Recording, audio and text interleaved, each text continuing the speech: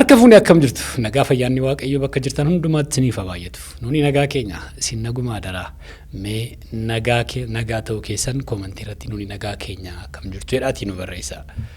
Ol jalaa qabuun gaariidha jedhee yaadeetanii.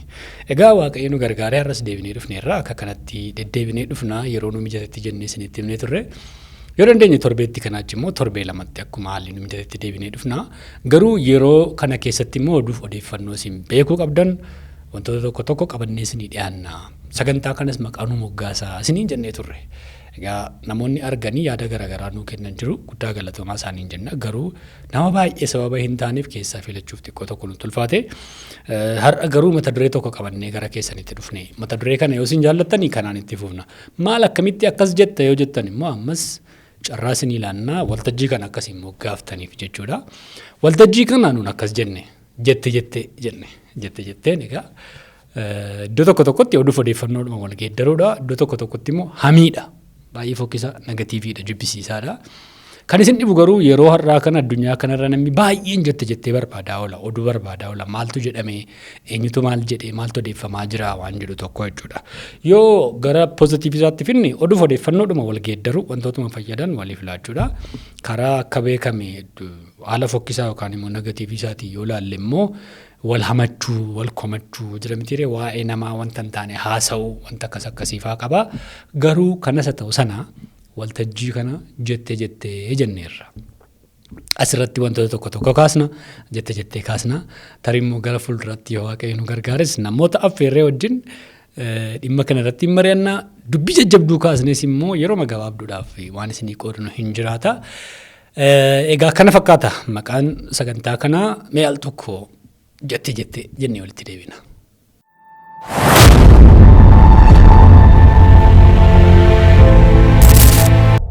Eeyyega jette jetteeni jalqabeera nu wajjin akkasiin turtan gamanumaan isin affeera an gammachiisuun mataa boranaati ana wajjin immoo kan taa'e kaameeraa nama waraabaa jiru akkasumas sagantaa kana gulaalee kan isin biraan ga'u abdii saggaa'ee na wajjiniin jira.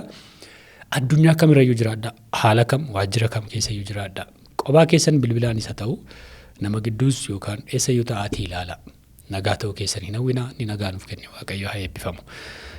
Egaa taateewwan torbanoota darban kana keessa jechuun torbanuma darbe kana keessa ta'e torbee achi darbe keessas ta'e taateewwan sadan tokko qabannee isiniif dhiyaanna. Taateewwan sadan ta'an kun immoo tariitii dubbiima isin bira ga'uu qabudha. Inni duraaf inni baay'ee guddaan tokko lubi dooktar Tolasaa Guddinaa baay'een keessan beektu waggaan isaanii waggaa 80 guutanii dulloomanii jechuudha gara waggaa 80tti dhiyaataniiru. Waggaa 80ffaa guyyaa dhaloota isaanii kabajatanii tarii baay'een keessan isa kana dhageessaniitu ta'a. Maalluu godhas immoo jechuu dandeessu garuu namoota keenya waa'ee isaanii beekuun barbaachisaa gatii ta'eefan yaada kana qabadhee dhufe.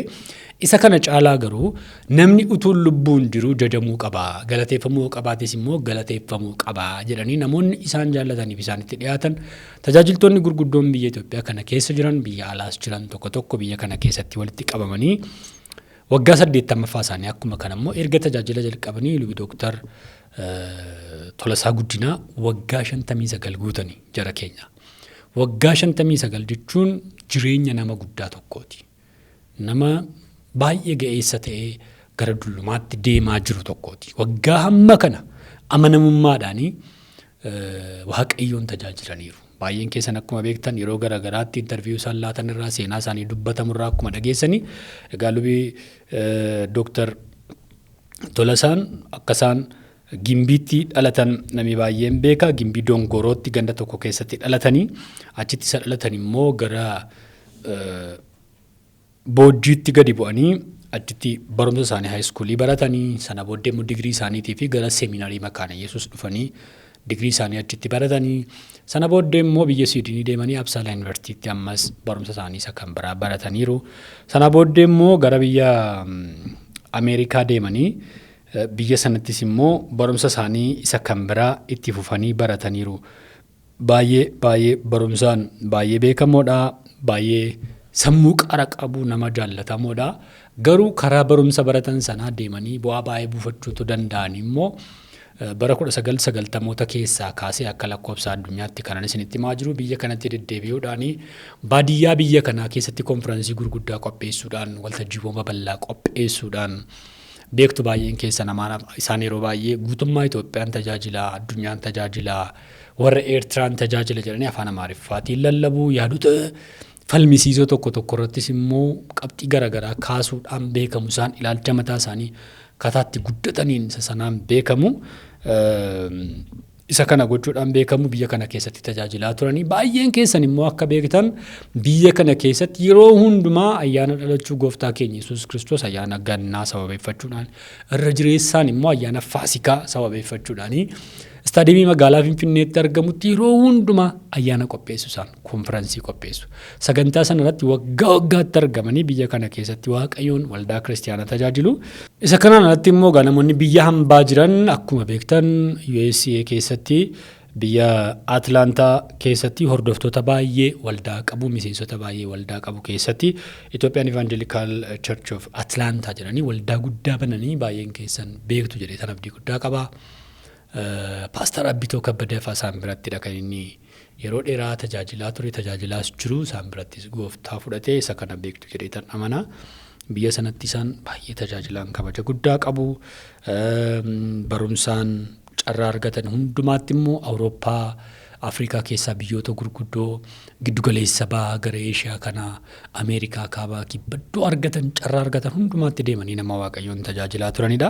Waa'ee isaanii wanta baay'ee kaasutu danda'ama ture egaa yeroo darbe kana kadhannaa qalbii diddiirannaa jedhanii istaadiyeemii Finfinneetti sagantaa tokko qopheessanii turanii sana booddee namoonni isaan jaallatan immoo baga waggaa 80 guuttan jedhanii akkuma fakkiirraa argitan keekii guddaa mursiisaniiru kaabbaa godhanii fi baga dhalattan ittiin jedhaniiru erga tajaajila jalqabaniis immoo waggaa 58 ta'e baga gammaddanii baga jiraattanii isaaniin jajataniiru kun hundumtuu gaa kana maaliifan isiniin kaasa abbootii baay'eetu nu bira jira luboota baay'eetu nu bira jira paastoroota gurguddoo hedduutu nu bira jira namoota nuun irraa tajaajilamne nu barsiisanii nu guddisan kanneen nuti gaaf tokko illee galatoomaattiin hin jenne baay'eetu naannoo keenya jira namoonni kun erga isaan du'anii booddee erga isaan duraa fagaatanii booddee abaluu nama gaarii ture abaluu akkas ture abaluu of kennaa ture waaqayyoof amanamaa ture abaluutu kana na barsiise kana naa godhe jechuurraa meetti yaadaati adaraa keessa yoo carraa argattan namoota naannoo keessan jiran haxinnaatu abaduu afagaatu galateeffadhaa thank you jedhaanii yookaan guyyaa dhaloota isaanii sababeeffadhaati yookaan guyyaa gaa'ela isaanii waggaa 25ffaa 30ffaa 40 50ffaa sababeeffadhaati yookaan immoo akkuma kana bara tajaajila isaanii sababeeffadhaati ayyaana waldaa kiristaanaa keessatti kabajamu sababeeffadhaati mee abbootii galateeffadha abbootiin baay'een gadda qabu abbootii baay'een miidhama qabu gatii baasaniif namni thank you ittiin jedhe hin jiru waaqayyo isa kanaaf hunduma keenya haa gargaaru. Taateen torbee kana darbite kana biyya kana keessatti Jette Jetteen ture isa kana jechuudha inni tokko.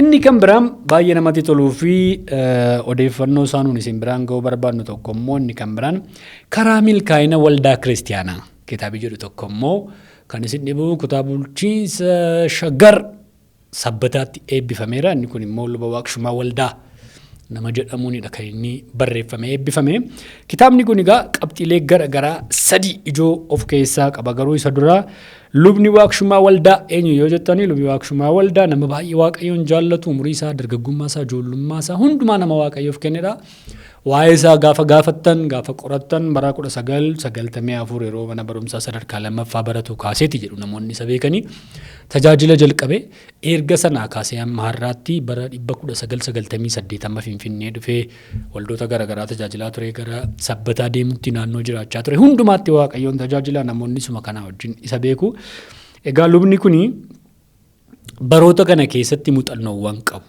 shaakala qabu barumsa qabu kan baay'ee sinni lubni kun barumsa barateera digirii 2 qaba mata duree garaagaraatiin teolojiidhaan akkasumas immoo liidarshiippiidhaan natti fakkaata akkuma kanas maastarsii tokko barateera nama barate nama qaxaleedha baay'een keessan beektu naannoo sabbataatti namoonni afaan oromootiin waaqeffachuu irratti wallaansoo isaan qabaa turan keessatti bakka guddaa qaba namni kuni maatii qaba ijoollee 4 qaba yeroo darbe kana gaa kitaaba karaa milkaa'ina waldaa kiristaanaa.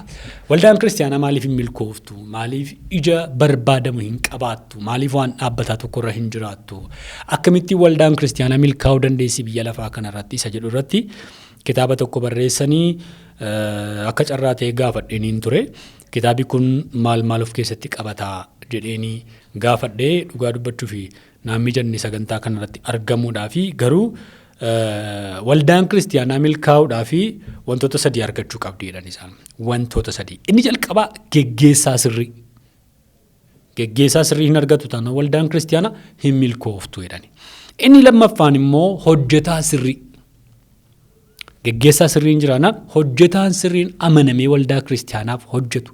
Hojii waldaa kiristaanaa keessaa fiigsisu, qajeeshu, toora qabsiisu jiraachuutu irra jira jedhani. Kun egaa qabxiidhaan ibsa bal'aa qaba. Kitaabi kun akkasiin asirraa argitan qolli isaa kana fakkaata. Inni sadaffaan immoo kan waldaan kiristaanaa milkaa'uudhaaf qabaachuu qabdu jedhanii isaan kaanii amanaa sirrii. Amanamummaadhaan iddoo tokko dhaabbatee waaqayyoo waaqeffatu. Iddoo sagal hin ejjenne, waa barbaacha hin fiigne, bu'aadhaaf waldaatti hin deddeebine yookaan immoo dhimma kan biraatiif waldaan dhufne. Amanaadhuma sirrii qabaattee jennaan waldaan kiristaanaa biyya lafaa kanarratti milkaa'uu dandeessi. Qophooftee kiristoosiin simachuu dandeessi jedhanii kitaaba isaan barreessan kun immoo namoota baay'ee biratti dubbifamaa jira. Egaa isinis yoo barbaaddan kitaaba kana ammaa fi hamma isaan maxxansan namni tokko gurgurameera. Yaraan immoo harka isaanii irratti hafeera. Deebisanii maxxansuudhaaf karoora bal'aa qabu isaanii. Isa kanaan alatti lubii waaqshumaa waldaa tajaajilaan baay'ee beekamoodha. Leenjii garaagaraa kennuudhaanis immoo dhugaa dibata guddaa qabu. Kanneen tajaajilaaf isaan barbaadan yookaan immoo leenjii garaagaraa barbaadan tajaajiltootaa fi hojjettoota waldaa kiristaanaatii fi kitaaba kanas immoo kanneen barbaadan tarii yoo jiraate bilbila isaanii asirratti hin barreessin iskiriinii keenya irratti. Duwwaa 911 yoo bilbiltanii argachuu ni dandeessu. Akkuma kana immoo maal jedhanii kitaaba kana manni kitaabaa rabsuu barbaadan yoo jiraattan nu bilbilaa jedhaniiru. Isinis bilbiluu fi dandeessu.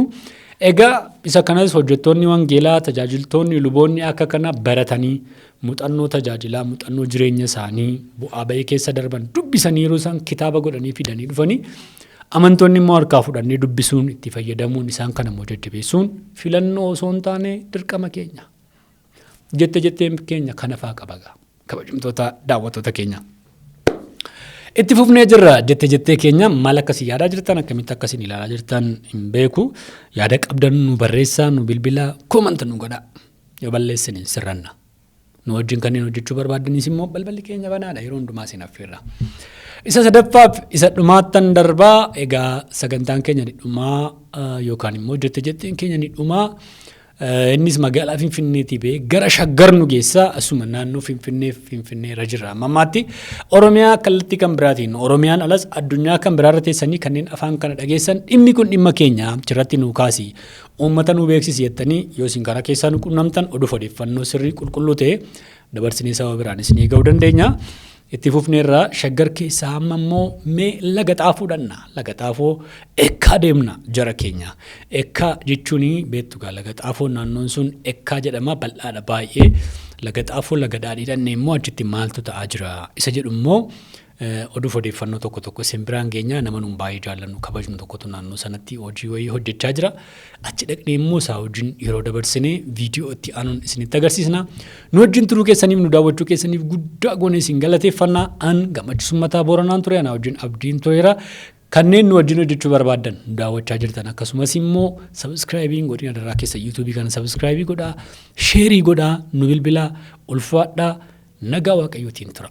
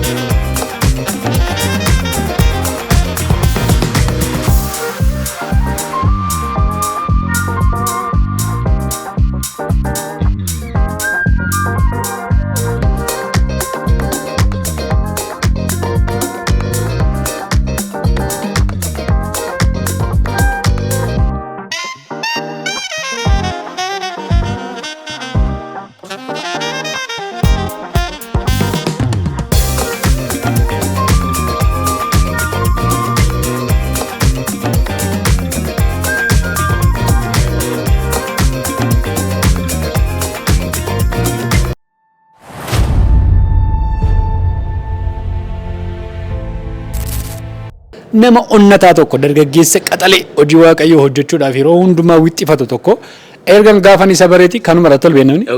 Tuuti buna nagadduun beekon. Dhimma biraa irrattis ol agarreen beeku. Waaqayyo isa gargaaree amma immoo addana kunoo galmasiin argaa jirtan kana hinuma dhamaa hinuma ijaaraa jira gaamma waldaa bakkalcha barii jedhee addanatti jalqabeera sirriidha ni Paastor. Baga gammadde baga waaqayyo si gargaara. Mee waa'ee waldaa kana waa'ee tajaajila kee waama yartuu namootatti miti namoota baay'ee si tumsaa ture argeera isaaniinis galateeffadhuuti namoonni kan biraas akkasii tumsaniif immoo yaada kee kenniif gabaabsiidha.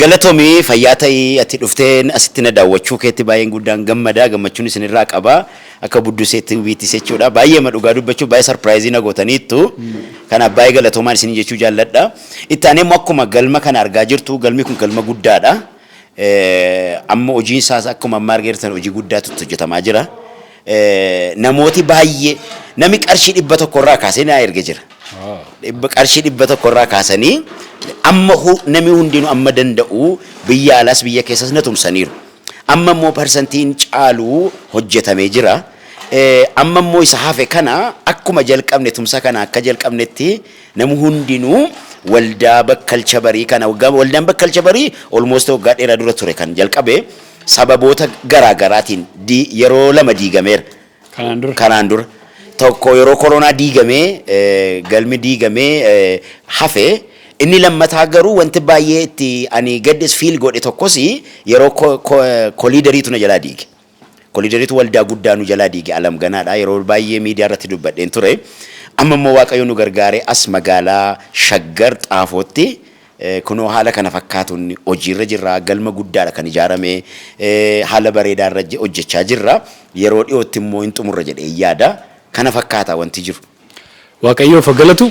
Dhugaa waaqayyoo dubbachuudhaa fi Paastor Yisihaaqiin raajii Yisihaaqiin namoonni beekan barsiisa dubbii sagalee waaqayyoo gadi fageenyaan barsiisuu isaatti beeku. Tarii hin sobda yoo jettan immoo dhaqaatii Paastor Yisihaaq Gaaluu jedhaatii YouTube irra barbaada. Yookaan yeroo inni barsiisu kottaatii dhaggeeffadha. Ejjennoodhaan sirriitti jala muree dubbii wangeelaa barsiisa. Namoonni tariitii naannoo Xaafoo jirtan naannoo kana jirtan dhufanii tajaajilamuu dandeessu. Eessadha iddoon kun addatti eessa jedhama lookeeshiniin kun? Iddoon kun baay'ee galatoomii iddoon kun addatti naannoo Mishinii jedhama. Mishinii 97 maazooriyaa jedhama. Mishinii 97 maazooriyaa irraanii koobilistoonii irraan gadi galanii teelee taaworii bukkee jira charchiin kun. Teelee taaworii bira geenyaan cherchi kana hin argatu jechuudha baay'ee salphaamatti lokeeshiniin isaas baay'ee salphaadha gama social miidiyaatiinis lokeeshiniin isaas hin keenya kanaaf immoo baay'ee salphaadha mishinii dhufanii argachuu danda'u. Garuu amas gaafachuu barbaadu naannoo kanatti waldaa baay'een hin jiru hojii wangeelaa babal'isuu hammam hojjetame namoota paastaroota kan biraas affeeru. Dhugaa dubbachuuf hojjetonni waaqayyoo baay'ee barbaachisu asitti. Be honest waldaan ammamuu yoo jiraate makarichi guddaa waan ta'eef hojjetonni baay'een hin barbaachisu. Waldaan yoo danda'ame meetirii 20 baname namatti tola. Dhaabbate pilaanti ta'e namatti tola. Garuu asitti dhiibbaa uumaniiru jedhee warroota select godhu namoonni muraasa jiraachuu danda'u. Ammatti garuu naannoo kanatti baay'ee waan jiru natti hin fakkaatu. Kanaaf ittuu caalaa humna nama baay'ee barbaada jedhee yaada gama kiyyaan.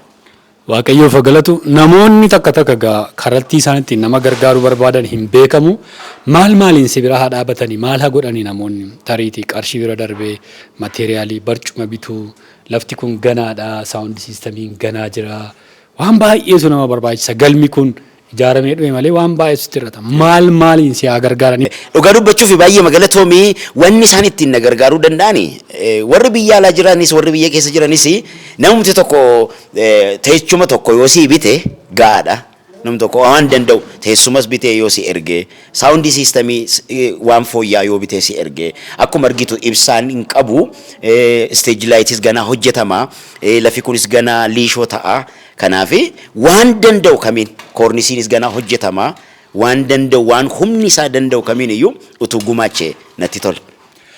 Egaan kana caalaa isin tursinu dhugaa waaqayyoon isinitti hima jedhiif jedhamee miti. Kun hojii mootummaa waaqayyoo waa'ee Yesuus Kiristoos barsiisuu tajaajiluu isaaf dhaabachuu sababa ta'ee fi namni tokko iyyuu mootummaa waaqayyootti yoo dabalame gammachuun waaqa irratti ta'u baay'een keessan beektu Yesuus Kiristoosii lallabuun alatti waldaa sanaa waldaa kana jechuun alatti nuun immoo dhimma tokko iyyuu hin qabnu. Har'a yeroon addana dhufu garuu an qobaa koo hin dhufne kan isin dhibu waldaa bakkalcha barii haa jedhamu malee akka dhuunfaatti waldaan ni bane miti kan isaa kan mataa isaa miti mul'ata bal'aa karoora bal'aa waaqayyo isatti kennedha inni kuni tooruma seera biyya kana keessa jiru eegee qajeelfama jiru eegee ulaagaa barbaachisu guuteetu tajaajila kana kennaa jira. Dadhabbii malee nuffii malee hojjechaa jira. Isin biratti garuu gaaffii tokkoon isa gaafadha. Yeroo akka kana waldaan si jalaa diigamu iddoo gadhiistu maaltu itti dhaga'ama? Humni sin bu'u gara waan biraa hojjechuutti hin deemtu gara booddeetti faa deebi'uuf yaaltee hin beektu. Dhugaa dubbachuuf yooma ayyaanni waaqayyoo si baay'ate malee namumti waan xinnoo bizinesii tokko jalqabee feelii gaafa jalaa godhu iyyuu baay'ee fiilingiin itti dhaga'ama. Garuu akka ayyaana waaqayyoo akka ergama baqa kennaa akka ta'e kanatti beektu chaalenjoota amma sanan waldaa sana nurratti diiganii baay'ee chaalenjii guddaa keessa dabarsine sanas ta'u ammas yeroo darbe namni tokko dhufee daawwate inuma deemtee ijaarta inuma si jalaa diigame jedheetu nami faan manatti qoosuutti geera you know what so dhuguma jechi namas dadhabbii qabaa economically dadhabbii qabaa spiritually yooma cimaa taate iyyuu yooma keessi kee waaqayyotti dagatte iyyuu dadhabbii qabaa miidhama qabaa garuu yoo gatima waaqayyo si gargaaruu danda'ama malee dhugaa dubbachuuf akka nama dhuunfaa tokkotti yaaditu naan jette hin danda'u gara hojii biraa gara daldala biraa gara bizinesii biraa gara hojii dhuunfaa biraa deemuu dandeessa kun garuu ergama kanaaf waan gootu hin qabdu ba'aa waan ta'eef akkasittiin hin yaada. Baga waaqayyo si gargaare baga waaqayyo si dhaabee egaa warri karaa toora budduussee TVtiin daawwachaa jirtan keessattuu kan inni karaa TikTokii dhufee baay'ee keessan tajaajila isaa beektan akka Paastor Yisihaaqiin tumsitan bira dhaabattan adaraan isiniin jedha. Nunis akkaawuntii isaa addanarra isiniif keenya bilbila isaa isiniif keenya lookeeshiniin isaa beekamaadha wanti hundumtuu beekamaadha. Garuu amma nama tokkotu nu wajjin jira. Iddoo kanaan qobaa koon dhufne ana caalaa namni beekuun jira. Nama kana wajjiniin isa jajjabeessuu dhufne isaa wajjin turtii xiqqoo goona dhumarratti waan jettu yoo qabaatte. Galatoomi ulfaadhu dhugaa dubbachuu fi kun sarpiraayizii guddaadha naa fi kun qabeenya guddaadha miidiyaan humna guddaa qaba waan ta'eef jechuudha. So achumaan miidiyaa kana subscribe godhanii share godhanii copy link isaa godhanii gamatti jirtu hundumaan Facebook, YouTube, TikTok kee follow gochuu qabu because qabeenya guddaadha miidiyaan. Miidiyaa kana manutu guddisaa guddifachuu qabna. Kana baay'ee galatoomi ulfaadhu yeroo biraa immoo sagantaa caaluun akka wal arginu abdii guutuun qaba naa galatoomi. Waaqayyo si eebbisu. Nu gargaara waaqayyo deebinee dhufnee as keessatti immoo lafa waaqayyotti nu ga'e immoo saba kanatti agarsiisa. Eebbifame Paastor. Thank you. Egaa nama bareedinaanis hojjaadhaanis waan baay'eedhaan na caaluu filannaa hodhee jira. Paastor Galataa Gabbisaa immoo baay'een keessan beektu kaawunsilii Oromiyaatti barreessaa olaanaadha. Itti gaafatama guddaa qaba. Kaawunsilii Oromiyaa jechuun isuma kan federaalaa isuma kan waliigalaa wajjiniin hojjeta. Itti gaafatamni isaa garuu naannoo Oromiyaa guutummaa keessattidha. Waldoolii baay'ee wajjin hojjeta. Paastor Yisihaaqiin beekuu duwwaa ta'uu hin taane waldoota baay'ee deemee jajjabeessa. Isaanii wajjin itti gaafatama qabu irratti immoo dhimma baay'ee nama ba'aa ooludha. Amma gaa qajeelfama jiru kanadha. Isaa wajjinan dhufe addana maaltu itti dhaga'ame addana dhuftee argite waldaan babal'achuu ishee argite. Baay'een gammadee sababiinsaa waldaan kiristaanaa yeroo lafa qabataa deemtu babal'ataa deemtu hojii dukkanaatti ari'atama.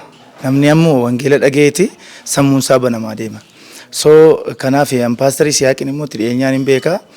Si'a takka yeroo mucaan tokko baay'ee cicciree waangoon wallaalle innaan jalqaba naa bilbilee ani mucaa kana nan barsiisa alaafinatti isaa naa kennaa jedhee yeruma sanatti laannee mucaa sana gara gooftaatti deebisuu keessatti baay'ee ga'ee guddaa taphatee akkasuma yeroo ijoolleen gara baak godhanii gara musliimaatti deebi'anii asii ka'ee mana alamganaa dhagee duukamitti deddeebi'ee tiraanspoortii tokko tuun kaffaliniif bara sana nu iddoo oppositionii ammarra jiru sirras hin jirru deddeebi'ee barsiisaa ture yeroo ani baay'ee ba'ayyoo qabaate malee namni cal jedhee waan akkasii hin ta'u si'a lama sadii waldaan jala diigameera isa sadaffaa ammas dhufee gaafa dhaabu gaafa miidiyaa irratti argu baay'ee mimaantu na qaba jechuudha antinaa ta'e so nama kana bira dhaabachuu jechuun hojii waaqayyo hojii mootummaa waaqayyo sirrii bira dhaabachuu jechuudha sabni keenya amma mee ilaale warra kaanii walaalte waan xinnoo gaafa isaan jalqaban namoota gurguddaa miidiyaa qaban wanta baay'ee dhiibbaa uumuu danda'an bira dhaqanii ayisoo si bira jirra namichi kun immoo qophaa isaati. Boleessi keenya Yisihaaq nu malee maal qaba. Kanaaf Oromoo maalo bakka jirtani waaqumti isin adammassu. jechuun barbaada. Baay'ee gaafa amma lafa qabataa jira. Qobaasaati bira dhaabachuun dirqama jechuun barbaadatan. Naannoo kanatti immoo hojii wangeelaa bal'inaan ni hojjetama jettanii yaaddume naannoo kana wajjin iddoo kanatti waldaa banuunis barbaachisaadha jettanii yaaddu. Yaa baay'ee sababiin isaa as gara kana keessatti amma namoonni gadi magaalaa Finfinnee keessaa gadi ba'uu barbaadan. Sababiin isaa achumattuu namni achuma jira warri waa qaban isa jiru namattuu hidhachi. Ayyoo agartee ta'ee Filiphos gaafa gadi ba'e Samaariyaatti Waaqayyoos isa wajjin gadi ba'e. Na gaafa akkas baadiyyaatti gadi ba'anii naannoo kana akkuma beekamu waan baay'ee jira mitiire soo lubbuu haaraa baay'ee jira nama gooftaan fudhanne baay'ee jira. Maasiin kun bal'aadha hojiin mootummaa Waaqayyoodha. Hojjettoota akka itti yaafatuuf iyyuu abbaa maasii kanaa kadhadhaadha macaan. Kanaaf asitti akkan amma akkuma hojiin ilaalaa dhufne lubbuu haaraa baay'ee jira. Ganaadha ammayyuu. Kan akka raajii siyaa kan akka boleessa keenya 20-30 yoo dhufe ganaadha ammayyuu biyyi kun jechuudha. Ganaadha lafee hin qabamini. Kana hojii bal'aatu hojjetama abdadha. Baay'ee galatooma Paastor isinis dhuftanii ilaaluu keessanii fi isinii wajjinan dhufe anis Waaqayyo gooftaan maccaa isinaa eebbisu ulfaadhaa isiniin jechuun barbaada. Galatoomii dhumarratti kan wajjin waa'ila qabnaa abbaa keenyaa nama jaalatamaaf kabajamaa Paastor Salamoon Bantii ergaa guddaa isaan natti himanii dhaqiitii ilaali wanta irra jiru nuu gabaasidhanii akkasuma obboleessa keenya Paastor Dinqisiisuu Hundeessaa baay'ee galateeffachuun barbaada dhaloota keetiin jajjabaatanii namoota akkasii kana bira dhaabachuu isaanii barbaadanidha waan ta'eef bakka jirtanitti Waaqoo isin eebbisuu isin jaaladhattiin jechuun barbaada. Akkasuma namoonni waldaalee garaagaraa jirtan ani hoogganaa kaawunsilii Oromiyaati hoogganaa waajjiraati. Waldaan kiristaanaa tokkodha wangeela tokko lallabnaa gooftaa keenya Yesuus Kiristoosiin tokko lallabnaa. Waldaanni kunis waldaa suman keessaniiti. Kanaaf kan kooti qaama kootinnee waldaa kana bira haa dhaabbannu isiniin jechuun barbaada galatooma.